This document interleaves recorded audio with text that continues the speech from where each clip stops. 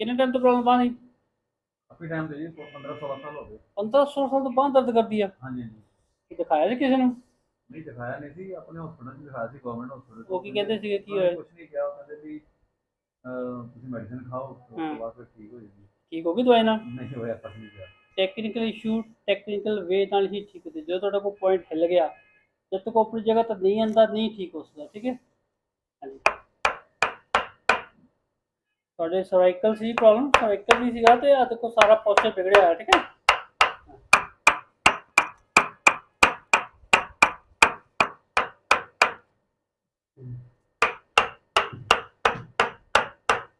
all bed rest disturb